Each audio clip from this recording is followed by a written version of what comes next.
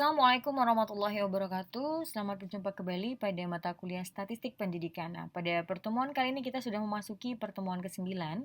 Pada pertemuan ke-9 ini kita akan membahas mengenai hipotesis. Baiklah, ada pun yang menjadi tujuan pada pembelajaran kita pada pertemuan ke-9 ini, yaitu menjelaskan pengertian hipotesis, kemudian menjelaskan ciri-ciri hipotesis, menjelaskan jenis-jenis hipotesis, merumuskan hipotesis, menjelaskan pengujian hipotesis, serta menjelaskan kekeliruan dalam pengujian hipotesis. Nah, di sini saudara melihat saya sudah memerahkan dua ini. Nah, ini akan kita bahas minggu depan. Karena mengenai pengujian hipotesis itu sama kekeliruan itu lumayan banyak materinya. Jadi, untuk hipotesis ini saya bagi menjadi 2 kali pertemuan ya. Baik, kita masuk saja kepada materi kita. Itu yang pertama mengenai pengertian hipotesis terlebih dahulu. Oke, hipotesis itu ada secara etimologi. Etimologi itu berdasarkan asal katanya. Seperti itu. Nah, asal kata hipotesis itu terdiri dari 2 kata, yaitu hipo dan tesis. Nah, apa itu hipo? Ya, hipo itu sendiri artinya kurang dari. Nah, jadi hipo itu adalah kurang dari. Nah, tesis. Oke, tesis itu artinya pendapat. Nah, jadi hipo itu artinya kurang dari, sementara tesis itu artinya pendapat. Ya. Nah, jadi hipotesis itu bisa kita katakan sebagai suatu pendapat atau kesimpulan yang sifatnya masih terbatas. Seperti itu. Makanya kurang dari, terbatas itu maksudnya sementara. Jadi belum benar-benar berstatus sebagai suatu tesis. Nah, ini secara etimologi. Selanjutnya, bagaimana kira-kira pengertiannya secara terminologi? Ya. Secara terminologi ya ataupun pengertiannya, yaitu hipotesis merupakan jawaban sementara terhadap masalah penelitian yang secara teoritis dianggap paling mungkin atau paling tinggi kebenarannya. Nah, jadi ketika saudara ingin melakukan suatu penelitian, itu kan saudara sudah menebak nih hasilnya seperti apa. Nah, itulah yang dikatakan sebagai hipotesis atau jawaban sementara. Seperti ini, misalnya saudara ingin menerapkan ada permasalahan yang saudara temukan dan saudara ingin angkat menjadi penelitian saudara. Misalnya di dalam masa pandemi ini banyak siswa ataupun orang tua siswa itu mengeluhkan bagaimana sistem pembelajaran daring yang menyebabkan tadi mungkin kurang puasnya siswa ataupun orang tua siswa terhadap pelayanan dalam proses belajar mengajar, di mana guru mungkin hanya menggunakan sumber WhatsApp dan memberikan video pembelajaran seadanya. Jadi tidak melihat feedback ataupun sejauh mana tingkat keberhasilan dari proses pembelajaran dilakukan oleh guru tadi terhadap siswa. Jadi hanya mengejar materi misalnya. Nah, sekarang saudara itu ingin melakukan research bagaimana solusinya menciptakan suatu sistem pelajaran daring di mana orang tua siswa bisa ikut di dalam sistem tadi. Sehingga dia bisa mengecek bagaimana guru menjelaskan, kemudian dia juga bisa bertanya ataupun dia bisa melihat sejauh mana perkembangan siswanya. Jadi saudara ingin melihat sejauh mana keefektivitasan dari sistem yang sudah dibuat tadi terhadap keberhasilan proses pembelajaran di masa daring. Nah, seperti itu. Nah, saudara melihat karena bagusnya sistem ini, maka saudara ketika ingin mengangkat penelitian ini menganggap kan tadi pasti berhasil kan seperti itu. Kemungkinan besar itu pasti berhasil. Nah, artinya di sini jawaban sementara saudara yang saudara ambil adalah berhasil, tingkat keberhasilan. Seperti itu. Jadi penerapan sistem pembelajaran daring secara misalnya namanya apa gitu ya. Sistem pembelajaran daring A itu dapat meningkatkan dapat meningkatkan misalnya pemahaman ataupun pemahaman siswa dalam proses pembelajaran. Nah, itu aja kita ambil satu variabel saja ya. Nah, itu di sini artinya nanti saudara menemukan jawabannya itu adalah dapat meningkatkan pemahaman siswa. Nah, artinya di sini saudara menganggap bahwa jawaban sementara itu dapat meningkatkan. Nah, Nggak mungkin kan saudara ingin menerapkan suatu sistem, sementara kalau sistem itu tadi saudara ragu bahwa itu akan berhasil, kan seperti itu. Nah, itu maksudnya hipotesis. Jadi jawaban sementara yang saudara anggap paling mungkin ataupun paling tinggi kebenaran keberhasilannya, seperti itu. Ya, inilah hipotesis. Baik, kita masuk kepada berikutnya adalah ciri-ciri hipotesis. Nah, ciri-ciri hipotesis. Nah, hipotesis itu ya memiliki beberapa ciri. Yang pertama itu hipotesis harus menyatakan hubungan. Nah, di sini hipotesis itu harus merupakan pernyataan yang berkenaan tentang hubungan-hubungan antar variabel. Nah, seperti itu. Ya. Ini berarti bahwa hipotesis itu mengandung dua atau lebih variabel-variabel yang dapat diukur ataupun secara potensial dapat diukur. Misalnya seperti yang tadi, sistem mempengaruhi keberhasilan tingkat pemahaman siswa. Artinya di sana ada dua variabel, yaitu variabel apa tadi? Sistem, ya. Variabelnya itu berarti variabelnya ada dua, yaitu sistem dan pemahaman siswa, kan begitu. Nah, saudara masih ingat tentang variabel? Di sini sistem tadi itu sebagai variabel variabel bebas ya. Sementara pemahaman siswa adalah variabel terikat. Jadi di sini ada dua variabel. Nah, jadi hipotesis itu harus menyatakan hubungan antar variabel sehingga kita bisa mengukurnya. Seperti itu. Oke? Itu dia. Kemudian yang kedua, hipotesis itu harus sesuai dengan fakta. Nah, begitu. Jadi hipotesis harus cocok dengan fakta. Artinya apa? Hipotesis tadi harus terang. Nah, harus jelas. Kandungan konsep dan variabelnya harus jelas. Jadi hipotesis itu harus dapat dimengerti. Jadi dia tidak mengandung hal-hal yang metafisik ya ataupun sesuatu yang ambigu. Nah, jadi sesuai dengan fakta, bukan berarti hipotesis itu baru diterima jika hubungannya dinyatakan harus cocok dengan fakta, bukan seperti itu, tapi hipotesis itu sesuai dengan fakta. Artinya ketika kita ingin menerka atau membuat jawaban sementara atas sesuatu hal, itu juga berdasarkan fakta-fakta. Artinya mungkin sudah pernah ada riset sebelumnya. Jadi kita berasumsi ketika kita membuat riset lainnya dengan melakukan hal yang mirip tetapi mungkin ada hal yang berbeda, artinya ada novelty-nya selain dari itu. Nah, itu artinya saudara membuat hipotesis itu sudah sesuai dengan fakta. Jadi bukan sesuatu hal yang menghayal seperti itu ya. Jadi misalnya seperti ini. Ketika saudara ingin menerapkan sistem pembelajaran daring tapi di daerah yang sama sekali nggak ada listrik, nggak ada sinyal, itu kan artinya nggak mungkin. Nah, itu maksudnya. Jadi ketika fakta-fakta yang fakta-fakta yang ada itu bisa mendukung ketercapaian dari suatu research kita atau penelitian kita, nah itulah yang mendukung hipotesis kita itu dapat diterima atau tidak. Nah, jadi hipotesis itu juga harus disesuai dengan fakta. Jangan sampai membuat suatu hipotesis itu nggak akan mungkin terjadi, tetapi kita buat juga, kan seperti itu. Sama lah seperti ini, misalnya kita ingin menguji apakah suatu obat itu atau tumbuhan itu bisa meningkatkan kesuburan seseorang. Tapi kita ngetesnya kepada misalnya pria yang istilahnya itu anak-anak yang masih kecil sekali. Artinya itu kan sesuatu yang tidak mungkin terjadi. Nah, jadi istilahnya itu kita membuat suatu hipotesis itu harus sesuai dengan fakta-fakta yang ada. Jadi kemungkinannya itu, jawabannya itu memang mengarah kepada fakta yang ada dan kemungkinan besarnya itu akan diterima. Nah, itulah yang dikatakan sebagai hipotesis harus sesuai dengan fakta.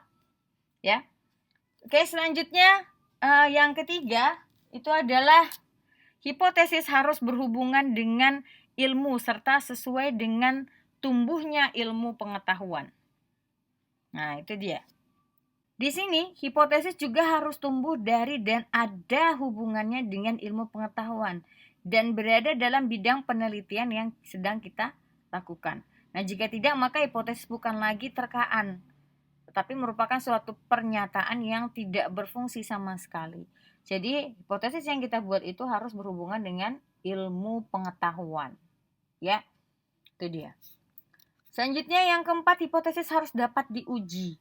Nah, jadi suatu hipotesis, kan tadi hipotesis itu adalah dugaan sementara ataupun jawaban sementara terhadap sesuatu. Nah, kita itu merumuskan hipotesis itu harus dapat diuji. Dapat diuji ini baik dengan nalar ataupun istilahnya itu dengan alat-alat statistik seperti itu, ya. Jadi harus bisa diuji kebenarannya. Bagaimana mungkin kita bisa menyatakan bahwa dugaan tadi itu, jawaban sementara kita tadi itu diterima, tetapi sementara tidak bisa diuji. Nah, maka hipotesis tadi itu harus dapat diuji. Dengan apa? Ya dengan menggunakan mungkin statistik seperti itu. Ya, salah satunya. Oke. Selanjutnya, yang kelima, hipotesis harus sederhana. Nah, hipotesis itu harus dinyatakan dalam bentuk yang sederhana dan terbatas. Kenapa? Untuk mengurangi timbulnya kesalahpahaman pengertian.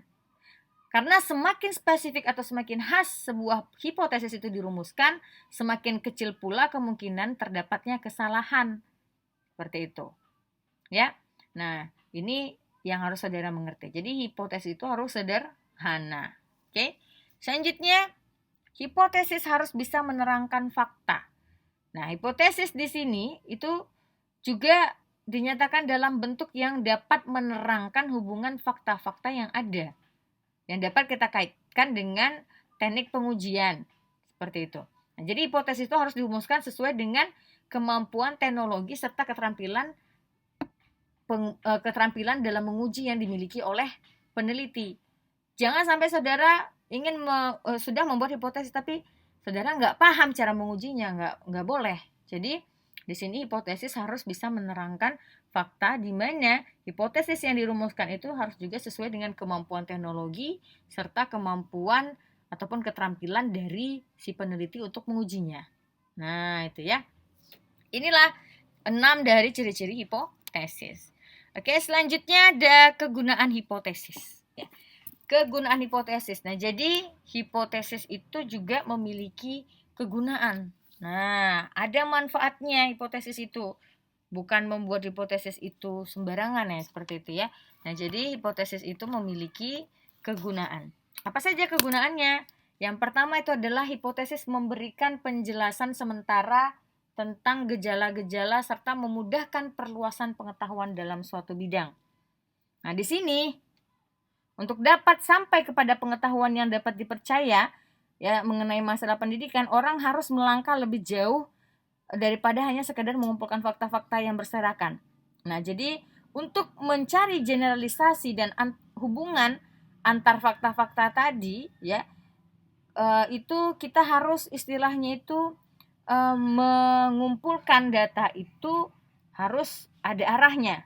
Nah, jadi hipotesis yang kita buat itu harus terencana dengan baik, sehingga hipotesis tadi dapat diuji ataupun divalidasi kebenarannya atau kesahihannya melalui penyelidikan ilmiah. Seperti itu. Jadi hipotesis itu memberikan penjelasan sementara tentang gejala-gejala serta memudahkan perluasan pengetahuan dalam suatu bidang. Ya, itu dia. Selanjutnya yang kedua, hipotesis memberikan suatu pernyataan hubungan yang berlangsung dapat diuji dalam penelitian. Nah, itu ya. Di sini pernyataan itu tidak dapat diuji secara langsung. Jadi penelitian itu memang kita mulai dengan suatu pertanyaan kan, yaitu rumusan masalah. Tetapi hubungan antar variabel-variabel inilah yang bisa diuji. Misalnya, ya orang itu, ya orang tidak akan menguji pertanyaan apakah komentar guru terhadap pekerjaan murid menyebabkan peningkatan hasil belajar siswa secara nyata. Tidak, dia tidak istilahnya itu tidak menguji tentang pertanyaan itu, tetapi ya orang dapat menguji hipotesis yang tersirat dalam pertanyaan tadi. Misalnya, komentar guru terhadap hasil pekerjaan murid itu menyebabkan meningkatnya hasil belajar siswa secara nyata. Nah, atau lebih spesifik lagi, skor hasil belajar siswa yang menerima komentar guru atas pekerjaan mereka sebelumnya itu akan lebih tinggi daripada skor siswa yang tidak menerima komentar guru atas pekerjaan mereka sebelumnya. Nah, di sini. Nah, selanjutnya orang dapat meneliti hubungan antar kedua variabel itu, yaitu hubungan antara komentar guru dan prestasi siswa. Nah, jadi hipotesis itu harus memberikan suatu pernyataan hubungan yang berlangsung dapat diuji dalam penelitian. Yang ketiga, hipotesis memberikan arah kepada penelitian. Nah, hipotesis itu merupakan tujuan khusus. Nah, dengan demikian hipotesis itu juga menentukan sifat-sifat data, ya, sifat-sifat data yang diperlukan. Nah, seperti itu. Jadi hipotesis itu dapat kita katakan sebagai menunjukkan kepada peneliti apa yang harus dia lakukan, seperti itu. Jadi dia memberikan arah kepada peneliti. Contoh misalnya, kita lihat tadi tadi kan ada pertanyaan tuh, ya. Pertanyaannya tadi apakah komentar guru terhadap pekerjaan murid menyebabkan peningkatan hasil belajar siswa secara nyata? Nah, itu kan pertanyaannya. Maka kita bisa membuat suatu hipotesis, misalnya yang lebih spesifik lagi tadi kan adalah skor hasil belajar siswa yang menerima komentar guru atas pekerjaan mereka sebelumnya akan lebih tinggi daripada skor siswa yang tidak menerima komentar guru atas pekerjaan mereka sebelumnya. Ya. Nah, itu. Nah, jadi di sini kita kan berarti memberikan arah kepada peneliti, dia akan mengumpulkan data-data itu yang dilihat adalah skor hasil belajar dan komentar guru, kan seperti itu. Nah, jadi hipotesis akan memberikan arah kepada penelitian. Yang keempat, itu adalah hipotesis memberikan kerangka untuk melaporkan kesimpulan penyelidikan. Nah, tadi kita sudah menyatakan bahwa hipotesis itu adalah jawaban sementara. Artinya di sini hipotesis tadi setelah terjawab maka dia akan dapat memberikan kesimpulan. Contoh misalnya tadi di sana contohnya tadi kita katakan bahwa skor hasil belajar siswa yang menerima komentar guru atas pekerjaan mereka sebelumnya akan lebih tinggi daripada skor siswa yang tidak menerima komentar guru atas pekerjaan mereka sebelumnya. Nah, artinya di sini nanti kesimpulannya kita peroleh bahwa siswa yang memperoleh komentar dari guru sebelumnya atas pekerjaan mereka nilainya lebih tinggi. Nah, itu merupakan kesimpulannya, ya. Itu dia kegunaan hipotesis. Selanjutnya jenis-jenis hipotesis. Nah, jenis-jenis hipotesisnya ada 3, yaitu ada ditinjau dari operasi rumusannya, kemudian ada ditinjau dari lingkupnya, dan yang ketiga ada ditinjau dari tingkat penjelasan variabel yang diteliti. Nah, jadi ada 3. Yang pertama kita bahas dulu ditinjau dari operasi rumusannya. Nah, ditinjau dari operasi rumusannya, itu hipotesis ada 2. Ada hipotesis nol atau disebut juga sebagai hipotesis nihil, dan yang kedua ada hipotesis alternatif. Nah, apa itu hipotesis nol atau hipotesis nihil, ya? Hipotesis nol atau hipotesis nihil itu kita tuliskan dalam bentuk, ya.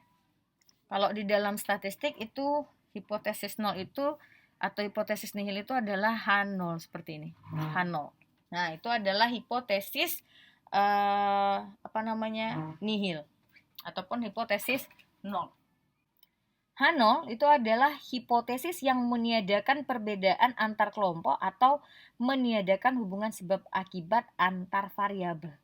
Jadi di sini H0 itu meniadakan hubungan antar variabel. Seperti itu. Ya. Nah, hipotesis nihil ini, ya, itu berisi deklarasi yang meniadakan perbedaan atau hubungan antar variabel, di mana hipotesis nihil ini memiliki ciri-ciri, yaitu yang pertama menyatakan tidak adanya saling hubungan atau tidak adanya perbedaan antar kelompok yang satu dengan yang lainnya. Nah, saya ulangi, ya, silakan saudara catat. Itu yang pertama adalah menyatakan tidak adanya hubungan, tidak adanya saling hubungan, ya. Yang pertama adalah menyatakan tidak adanya saling hubungan atau tidak adanya perbedaan antara kelompok yang satu dengan yang lainnya. Itu yang pertama, ya. Yang kedua itu adalah disebut juga sebagai hipotesis statistik. Nah, dia juga disebut sebagai hipotesis statistik. Nah, di sini yang ketiga, cirinya itu adalah di dalam analisis statistik, uji statistik biasanya mempunyai sasaran untuk menolak kebenaran hipotesis nol tersebut. Nah, jadi uji statistik tadi itu mempunyai sasaran untuk menolak kebenaran dari hipotesis nol tersebut. Jadi artinya di sini H0 itu sebaiknya ditolak. Nah, H0 ditolak seperti itu ya. Ini saya ringkaskan saja. Jadi nanti saudara catat dalam analisis statistik, uji statistik biasanya mempunyai sasaran untuk menolak kebenaran dari hipotesis nol tersebut. Yang keempat, itu adalah dalam simbol itu H0 itu ditulis sebagai X sama dengan Y. Nah, ini dia. Ini untuk dalam simbol hipotesis H0-nya ditulis sebagai X sama dengan Y. Selanjutnya yang kedua, hipotesis alternatif atau disebut juga sebagai hipotesis kerja. Nah, hipotesis kerja atau hipotesis alternatif itu biasanya dilambangkan dengan disingkat sebagai HA. Notasinya HA. Apa itu HA? Yaitu penerjemahan hipotesis penelitian secara operasional. Nah, yaitu penerjemahan hipotesis penelitian secara operasional. Nah, statistik sendiri itu digunakan tidak untuk langsung menguji hipotesis alternatif ya. Akan tetapi biasanya di dalam uji statistik itu digunakan untuk menolak atau menerima hipotesis nihil atau nol. Sehingga nanti penerimaan atau penolakan dari hipotesis alternatif itu merupakan konsekuensi dari penolakan ataupun penerimaan dari hipotesis nihil. Kalau hipotesis nihilnya H0 itu ditolak, berarti HA-nya diterima, kan seperti itu. Nah, jadi penerimaan ataupun penolakan HA itu tergantung dari penolakan ataupun penerimaan dari hipotesis nihil. Nah, itu ya. Nah, apa ciri-cirinya? Ciri-cirinya yang pertama, kalau tadi ini tidak ada perbedaan, kalau di sini menyatakan adanya saling hubungan. Menyatakan adanya saling hubungan antar variabel ataupun antar kelompok. Nah, kemudian ini juga disebut sebagai hipotesis, ini disebut sebagai hipotesis penelitian. Kalau tadi H0 disebut sebagai hipotesis statistik, kalau ini disebut sebagai hipotesis penelitian. Nah, di sini kesimpulan dari uji statistiknya yaitu penerimaan HA sebagai hal yang benar. HA sebagai hal yang benar. Ya. HA kecil. Kemudian di dalam simbolnya ya, simbolnya itu HA sama HA itu X lebih besar dari sama dengan Y, seperti itu. Ya, sama dengan atau lebih besar daripada Y. Ini dia. Dia bisa sama dengan, bisa lebih besar. Oke, ini dia untuk jenis hipotesis yang ditinjau dari operasi rumusannya. Seperti itu. Nah, sekarang coba kita lihat lagi hipotesis alternatif ini lebih lanjut. Di hipotesis alternatif itu, ya, itu bisa kita bedakan juga menjadi dua.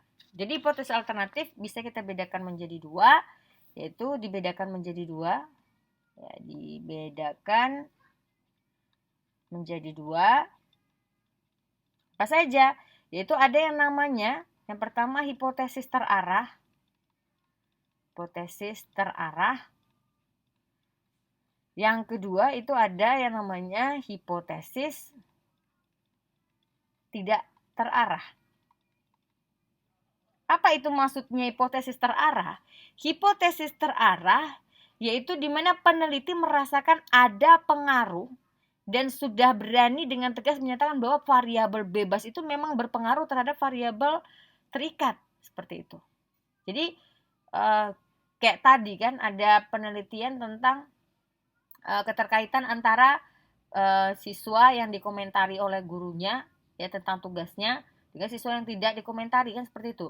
Jadi di sana itu sudah terarah, oh yakin nih, karena kalau dikomentari kan jadi tahu salahnya di mana, seperti itu loh. Jadi maksudnya di sini hipotesis terarah itu di mana peneliti sudah dia tahu gitu merasakan ada pengaruhnya. Jadi dia sebenarnya sudah tahu nih pasti nih, ataupun kita mau menerapkan strategi ataupun media ini pasti meningkat nih hasil belajarnya. Nah, itu maksudnya hipotesis terarah. Sementara kalau hipotesis tak terarah, itu peneliti merasakan adanya pengaruh tetapi belum berani secara tegas menyatakan pengaruh tersebut. Di mana dia baru berani menyatakan bahwa ada pengaruh jika sudah dibuktikan, seperti itu. Ya. Nah, misalnya kita ingin melihat perbedaan antara satu metode dengan metode lainnya. Nah, kita mau melihat perbedaan antara hasil belajar dengan menggunakan metode inquiry misalnya dan satu lagi dengan problem solving. Di situ kan kita tidak bisa melihat, kita mungkin udah tahu nih yang mana yang lebih bagus, tetapi kita tidak bisa menebak yang mana yang akan bisa menjadi istilahnya itu pernyataannya tadi itu yang bisa menjadikan jawaban yang benar-benar teruji kebenarannya. Nah, bisa dipahami kira-kira? Nah, itu ya. Oke, ini adalah jenis hipotesis ditinjau dari operasi rumusannya. Selanjutnya kita masuk kepada jenis hipotesis ditinjau dari lingkupnya. Nah, ditinjau dari lingkupnya, itu hipotesis dibedakan menjadi dua. Ada namanya hipotesis mayor dan ada namanya hipotesis minor. Mayor, kalau saudara dengar kata mayor, berarti kan ini lebih kepada sesuatu hal yang besar. Minor itu sesuatu hal yang kecil. Nah, jadi hipotesis mayor itu apa? Yaitu hipotesis mengenai kaitan seluruh variabel dan seluruh subjek penelitian. Nah, jadi ini berkaitan dengan ini kaitan seluruh variabel, seluruh variabel dan seluruh subjek penelitian. Nah, ini ya. Nah, di sini juga hipotesis mayor disebut juga sebagai hipotesis induk atau hipotesis utama. Di mana hipotesis mayor itu merupakan hipotesis yang menjadi sumber dari hipotesis-hipotesis yang lain. Nah, makanya disebut sebagai hipotesis mayor. Selanjutnya ada hipotesis minor. Hipotesis minor itu adalah hipotesis mengenai kaitan sebagian dari variabel dengan kata lain, itu pecahan dari hipotesis mayor. Jadi ini lebih kepada kaitannya itu sebagian. Nah, kaitannya sebagian dari variabel. Kalau tadi mayor itu adalah keseluruhan variabelnya dengan seluruh subjek penelitian, kalau ini hanya sebagiannya saja. Atau bisa kita katakan sebagai pecahan dari hipotesis mayor. Nah, disebut juga ini juga sebagai hipotesis penunjang ataupun anak dari hipotesis yang merupakan penjabaran dari hipotesis mayor. Nah, pengujian hipotesis minor itu pada hakikatnya menguji hipotesis mayornya. Ya, inilah jenis hipotesis yang ditinjau dari ruang lingkupnya, dari lingkupnya. Selanjutnya kita masuk pada jenis hipotesis ditinjau dari tingkat penjelasan variabel yang diteliti. Nah, berdasarkan tingkat penjelasan variabel yang diteliti atau level of explanation, itu maka hipotesis dapat dibedakan menjadi tiga. Yang pertama ada hipotesis deskriptif, yang kedua ada hipotesis komparatif, yang ketiga ada hipotesis asosiatif. Nah, apa itu hipotesis deskriptif? Deskriptif itu berarti gambaran. Nah, di mana di sini hipotesis deskriptif itu merupakan dugaan atau jawaban sementara yang nilai satu variabel dalam satu sampel, ya, walaupun di dalamnya itu bisa terdapat beberapa kategori ya. Jadi di sini hipotesis deskripsi itu adalah dugaan atau jawaban sementara terhadap nilai dari satu variabel dalam satu sampel. Oke, itu dia deskriptif. Itu dugaan atau jawaban sementara terhadap nilai dari satu variabel dalam satu sampel. Itu merupakan hipotesis deskriptif. Nah, atau ada juga yang menyatakan ya, hipotesis deskriptif itu sebagai variabel nilai dari suatu variabel mandiri. Nah, jadi di sini hipotesis deskriptif itu bisa juga dikatakan sebagai dugaan tentang nilai suatu variabel mandiri.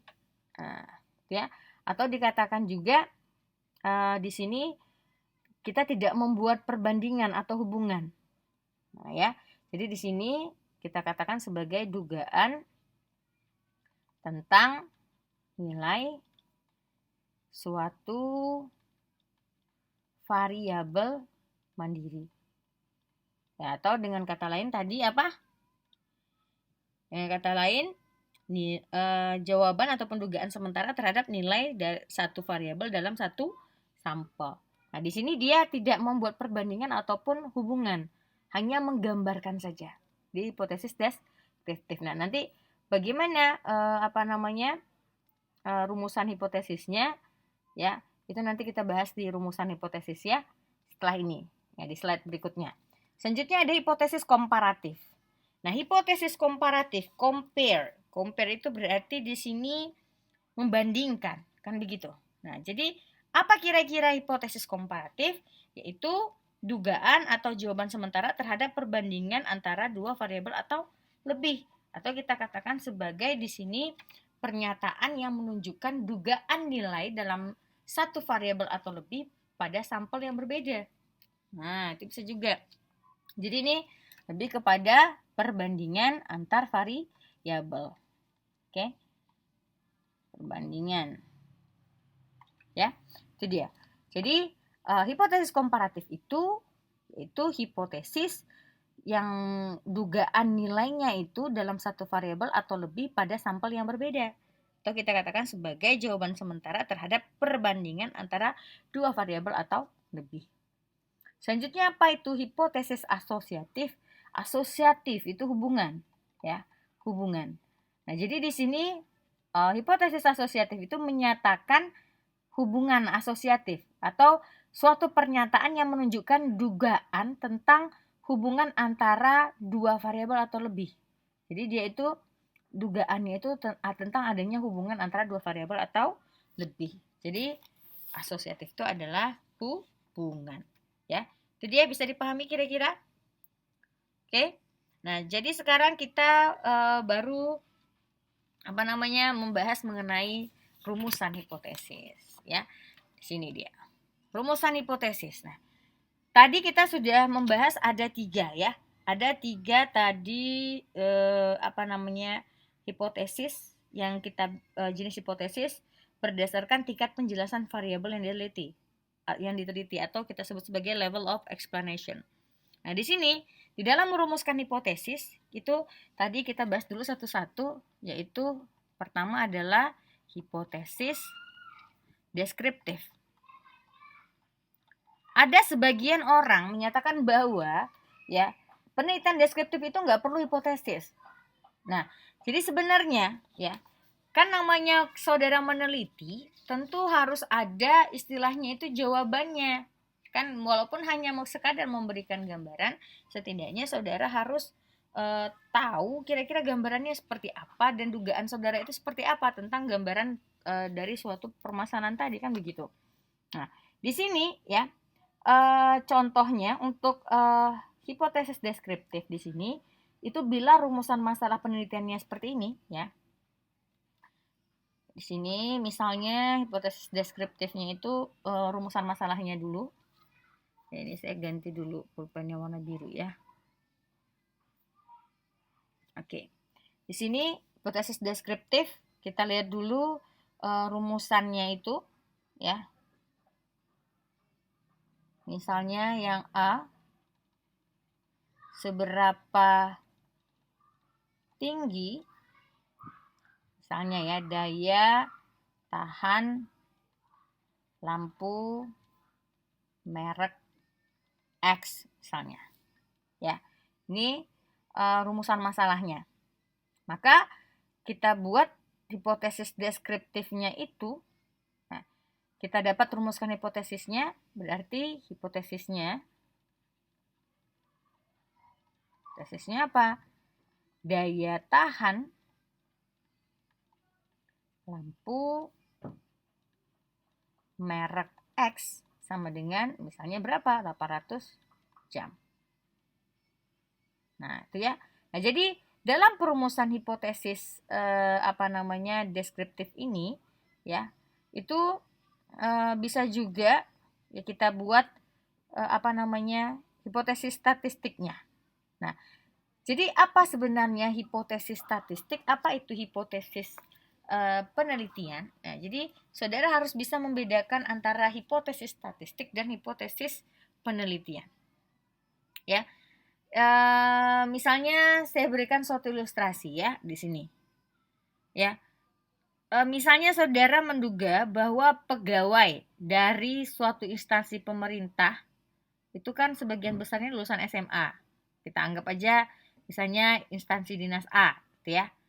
Nah, maka saudara misalnya ingin melakukan penelitian dengan cara mendatangi instansi tersebut dan menanyakan pendidikan terakhir karyawannya itu, ya, pegawainya itu secara satu persatu pada semua pegawainya. Nah, jika sebagian besar pegawainya itu lulusan SMA, maka benarlah dugaan Anda. Nah, itulah yang dimaksud dengan hipotesis penelitian. Oke. Nah, selanjutnya coba pahami lagi nih contoh saya yang kedua untuk hipotesis statistik. Nah, misalnya saudara mendengar kabar dari teman saudara bahwa karyawati sebuah mall itu cantik-cantik.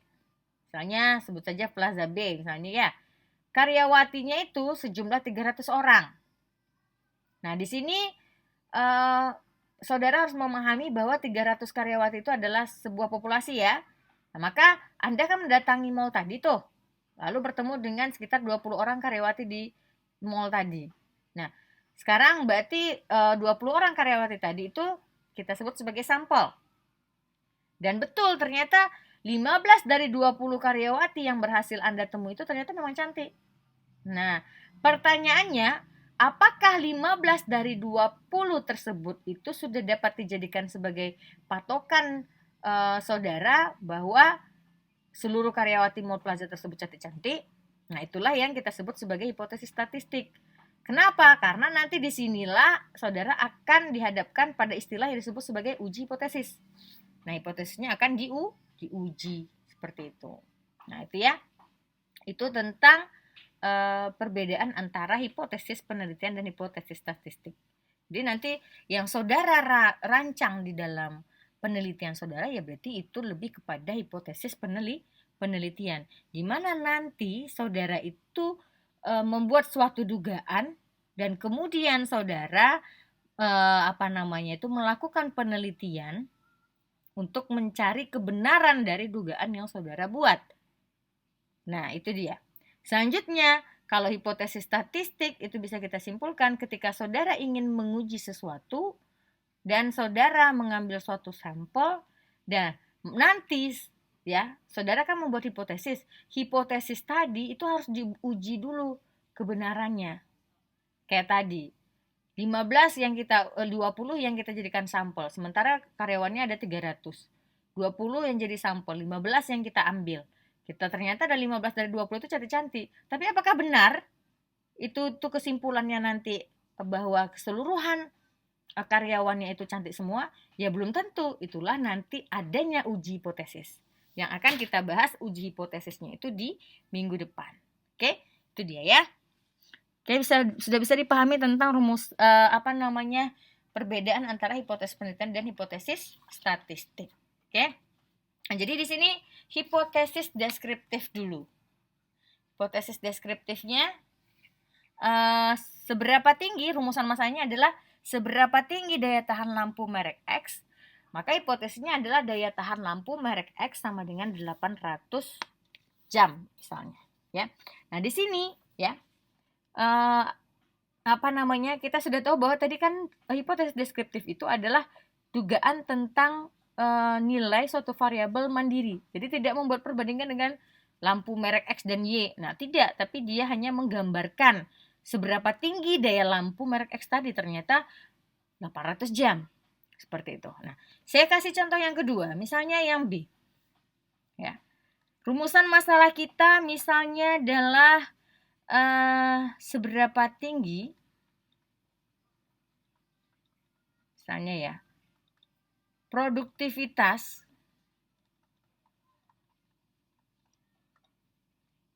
padi misalnya, padi di Kabupaten Kampar misalnya.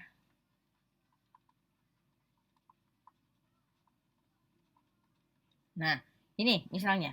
Nah, maka kita bisa membuat hipotesisnya ya. Hipotesis deskriptifnya itu ya, produktivitas padi di kabupaten, misalnya produktivitas padi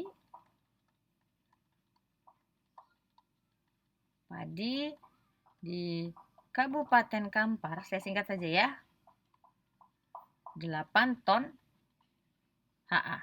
Atau misalnya di kimia, ya, seberapa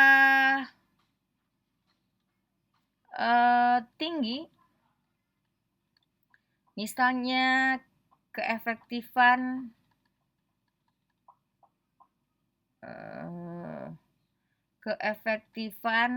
alat aja lah ya, alat X misalnya dalam menguji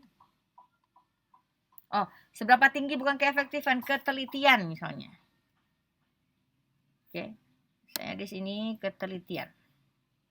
Saya ganti ya. Saya buatnya alat X aja ya. Alat X dalam menguji misalnya kadar raksa misalnya Hg. Nah, berarti hipotesisnya adalah ketelitian alat X dalam menguji kadar Hg sama dengan misalnya 90%. Nah, ya ketelitiannya misalnya seperti itu. Oke, ini dia. Selanjutnya ya, ketika kita membahas tentang hipotesis, itu kan ada saudara mengenai namanya hipotesis statistik. Nah, hipotesis statistik itu dirumuskan dengan simbol-simbol statistik. Nah, jadi nanti ya di dalam perumusan hipotesis statistik ya, antara hipotesis 0 dengan hipotesis alternatif itu selalu berpasangan biasanya. Bila salah satu ditolak, maka yang lainnya pasti diterima. Sehingga kita dapat buat keputusan dengan tegas, yaitu jika H0 ditolak, pasti HA-nya diterima, kan seperti itu. Nah, hipotesis statistik itu dinyatakan dengan simbol-simbol. Tadi kan kita sudah buat H0, hipotesis 0 itu H0 simbolnya. Hipotesis H alternatif itu HA. Nah, sekarang bagaimana kita buat misalnya hipotesis statistik ya? Jika kita merumuskan hipotesis misalnya saya membuat contoh yang baru. Jadi di sini ya, tidak semua rumusan hipotesis itu tidak semuanya itu deskriptif ya. Maksud saya tidak semua hipotesis deskriptif itu dapat dibuat hipotesis statistiknya, tergantung dari judulnya seperti itu. Misalnya nih, saya kasih contoh hipotesis deskriptif yang bisa istilahnya itu kita buat hipotesis statistiknya ya. Kita buat misalnya di sini ya, contohnya yang D. Saya buat D ya, saya warna hijau, saya kasih warna hijau. Suatu perusahaan minuman harus mengikuti ketentuan bahwa salah satu unsur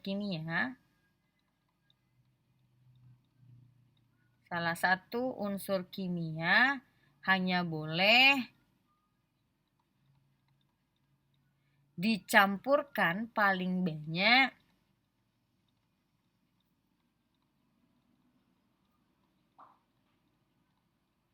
1%. Nah, di sini saudara bisa lihat, paling banyak berarti kan lebih kecil atau sama dengan, kan? Seperti itu. Jadi ini kan bisa kita buat lebih kecil dari atau sama, kan? Seperti itu. Nah, dengan demikian kita bisa membuat rumusan hipotesis statistiknya. Bagaimana cara membuatnya? Ya, hipotesis statistiknya, maka bisa kita buat di sini hipotesis statistiknya H0-nya berarti sama dengan mu, itu kecil dari sama dengan 1%, kan berarti 0,01. Nah, ini adalah hipotesis H0-nya ya. Itu dia. Oke, nah sekarang bagaimana HA-nya? Kalau HA-nya Berarti kan tadi coba dibaca dulu. Suatu perusahaan minuman harus mengikuti ketentuan bahwa salah satu unsur kimia hanya boleh dicampurkan paling banyak 1%. Ya kan? Artinya kalau paling banyak 1% kan H0-nya berarti mu kecil dari 0,01.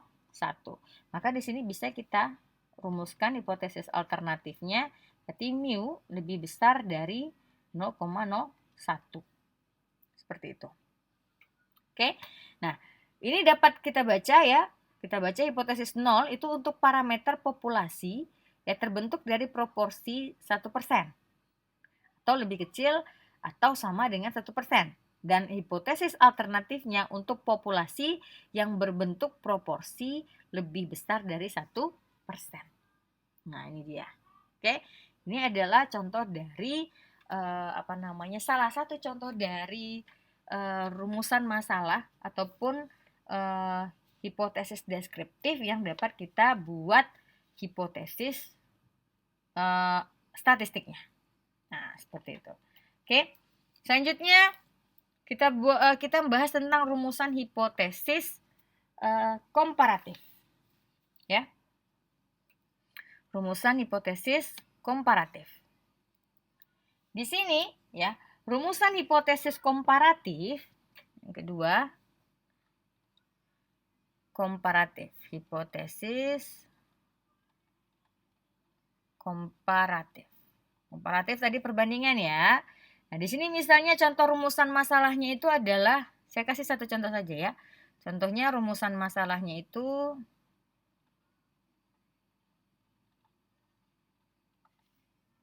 adakah perbedaan daya tahan lampu merek A dan B? Misalnya seperti itu ya.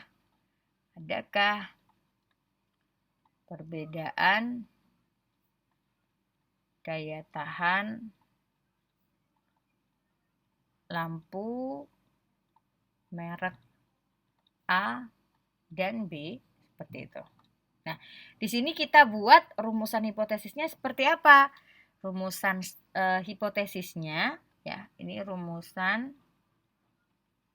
hipotesisnya itu adalah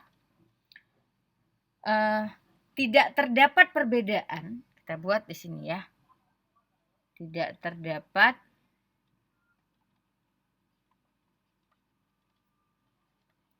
perbedaan daya lampu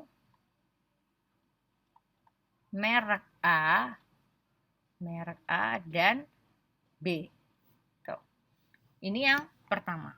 Yang kedua, kita juga bisa membuat hipotesis rumusan hipotesisnya itu daya tahan lampu merek B itu paling kecil misalnya. Paling kecil sama dengan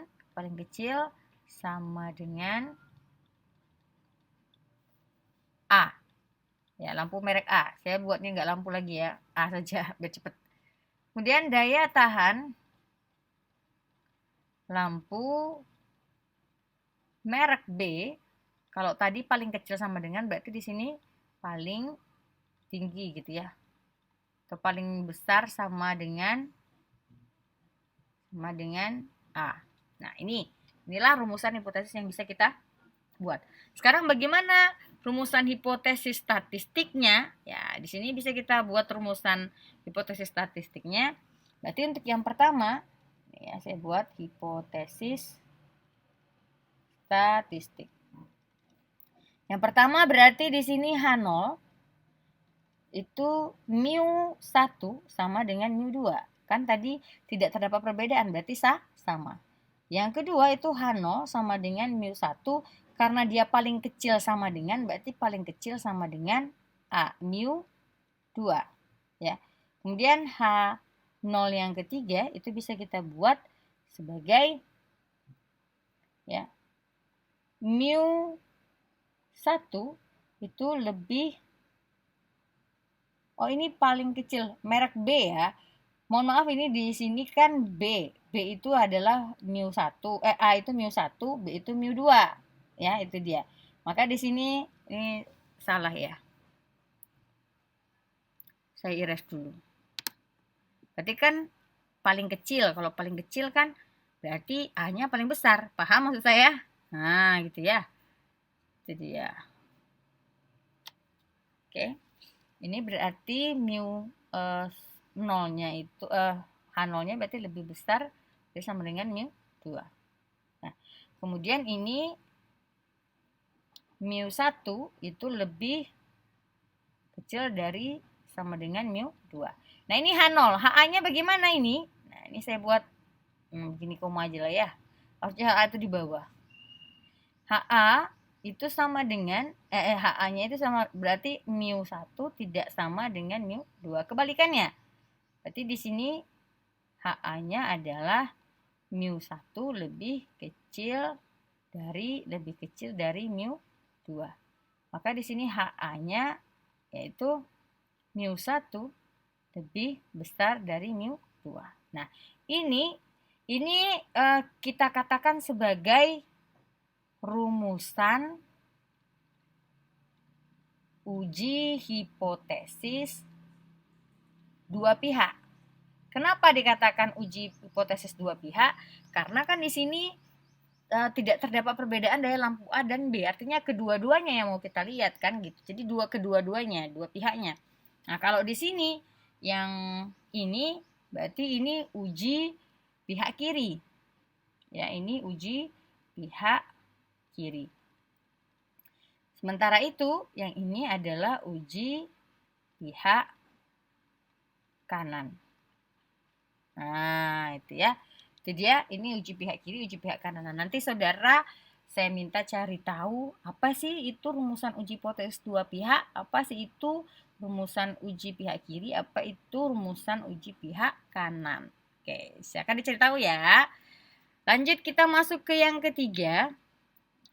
Yang ketiga itu maksud saya kita masuk ke yang perumusan hipotesis untuk yang ketiga itu adalah hipotesis asosiatif. Ya.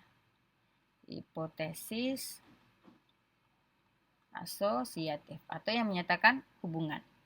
Misalnya di sini contoh rumusan masalahnya adalah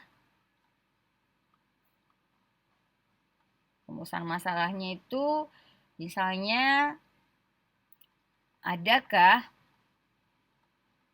hubungan antara gaya kepemimpinan dengan efektivitas kerja. Nah, misalnya ini ya, rumusan masalahnya. Maka di sini ya rumusan hipotesisnya itu bisa kita buat rumusan hipotesisnya bisa kita buat yaitu tidak ada hubungan antara gaya kepemimpinan dengan efektivitas kerja. Nah, itu dia. Ya, berarti di sini hipotesis alternatif kebalikannya berarti ya. Kalau tidak ada berarti terdapat hubungan gitu ya. Oke, terdapat hubungan antara gaya kepemimpinan dengan efektivitas kerja. Nah, maka di sini kalau kita mau merumuskan hipotesis statistiknya,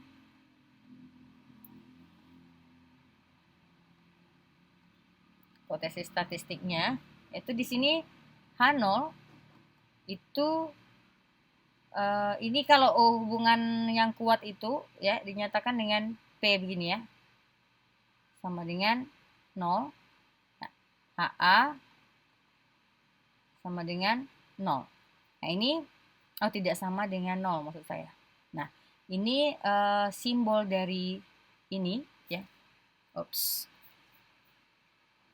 simbol dari P yang ini. Ya, ini kayak P-nya itu mirip apa ya?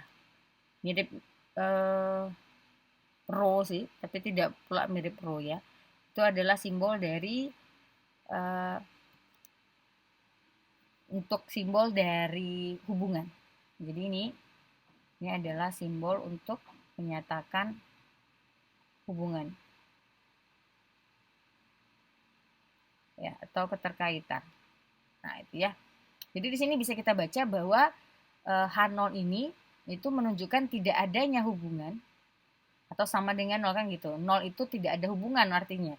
Itu sama dengan 0 tidak ada hubungan, sedangkan ini tidak sama dengan 0 ya berarti ada hubungan kan seperti itu. Ya. Itu dia untuk hipotesis rumusan hipotesis. Nah, demikian penjelasan saya mengenai rumusan hipotesis sudah selesai. Nah, untuk minggu depan kita memasuki tentang materi kita selanjutnya yaitu tentang uji hipotesis.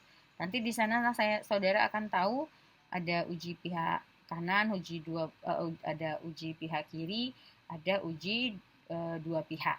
Nah, minggu depan jangan lupa juga nanti akan saya berikan tugas saudara harus mencari tahu dulu apa itu rumusan uji hipotesis dua pihak ya, apa itu rumusan apa namanya uji pihak kiri dan uji pihak kanan. Demikian pertemuan kita pada kesempatan kali ini. Saya akhiri dengan assalamualaikum warahmatullahi wabarakatuh.